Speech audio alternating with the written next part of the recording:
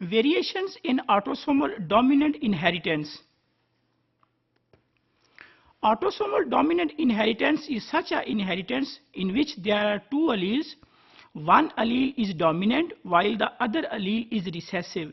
In case of autosomal dominant inheritance, that allele which is normal is usually recessive in nature, while the allele which is mutated, that is dominant inheritance. So in case of parents or in case of those individuals that have the autosomal dominant disease, they have two alleles. One allele is normal while the other allele is mutated. So mutated allele is usually dominant over the normal allele.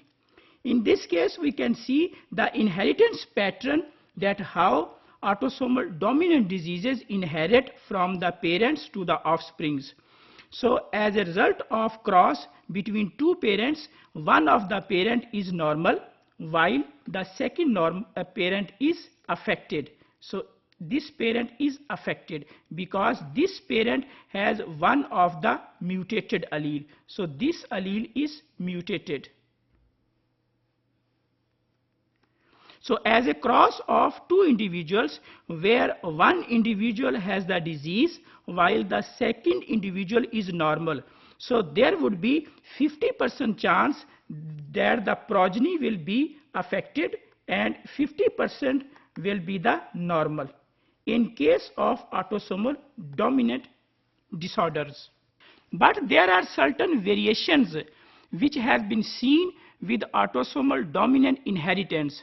Those most variations, they are penitence. Penitence is that a affected individual has a mutation and there is another affected individual that also have the mutation.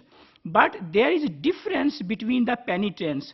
One of the individual would have severe effect of the phenotype while the second individual would have less severe effect of the phenotypes. Such a phenomena is called as penitence. In some cases it will be highly penetrant and in some cases it will be less penetrant. So penitence is usually seen in case of autosomal dominant inheritance. The second phenomena is called as expressivity. Expressivity is actually the severity of the disease. In some individuals, the disease would be severe and in some individuals, the disease would be less severe. So this phenomena is also seen in case of autosomal dominant inheritance. The third phenomena which is usually seen in case of autosomal dominant inheritance, that is pleiotropy. Pleiotropy is actually that one gene produces more than one phenotypes. On one hand, a gene produces one phenotype and on the other hand, same gene produces another phenotype. So this phenomena is called as pleiotropy.